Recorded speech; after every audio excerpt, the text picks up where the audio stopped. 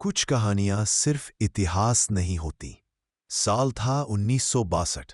लद्दाख की बर्फीली पहाड़ियों में भारत और चीन के बीच तनाव बढ़ चुका था। रीज़ैंग ला 8000 फीट की ऊंचाई पर स्थित एक किला, जहां सर्द हवाएं जान ही निकाल देती थी। यही तैनात थी 13 कुमाऊं रेजिमेंट की चार्ली कंपनी बने हुए थे। चार्ली कंपनी के कमांडर थे मेजर शैतान सिंह भाटी। राजस्थान के झुंझुनू जिले के रहने वाले, शांत, सरल, लेकिन दुश्मन के सामने पहाड़ की तरह अडिग। उनकी ट्रेनिंग, उनका अनुशासन, उनके आदेश सैनिकों को प्रेरित करते थे।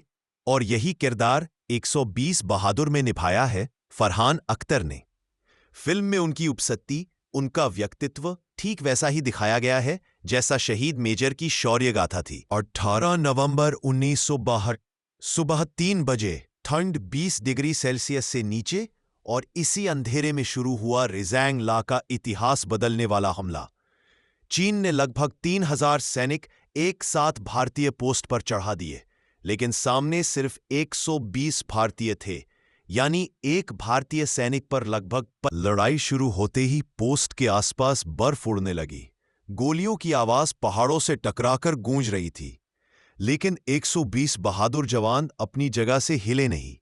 रामचंद्र यादव और हरि सिंह जैसे जवानों ने मशीन गनों से दुश्मन की कई टुकड़ियों को रोक दिया।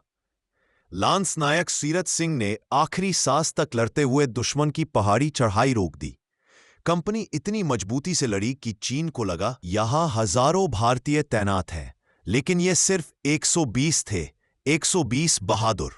लड़ाई के बीच मेजर शैतान सिंह घायल हो चुके थे, लेकिन उन्होंने जवानों से कहा, मैं पीछे नहीं जाऊंगा, जो कर सकता हूं आखिरी सांस तक करूंगा। वो अपने सैनिकों के बीच दौड़ते रहे, उनका हौसला बढ़ाते रहे, उनके घाव बांधते रहे। जब तक उनका शरीर बर्फ से जम नहीं गया, मेजर सिंह लड़ते रहे। इसी वीरता के लिए उन्हें मिला परमवीर चक्र, भारत का सर्वोच्च सैन्य सम्मान। जब युद्ध समाप्त हुआ तो दुनिया दंग रह गई। 120 भारतीयों ने 1300 से अधिक चीनी सैनिकों को सीधे मोर्चे पर रोक दिया था।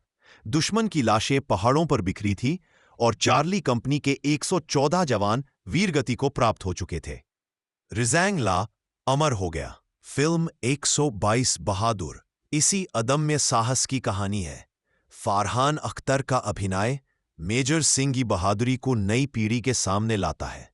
फिल्म में भावनाएं हैं, देशभक्ति है, युद्ध का यथार्थ है, और सबसे बढ़कर 120 बहादुरों की यह कहानी सिर्फ युद्ध की नहीं, विश्वास की कहानी है, देश के प्रति समर्पण की कहानी है। और हर भारतीय को रीज़ैंग ला के इन हीरो को याद रखना चाहिए।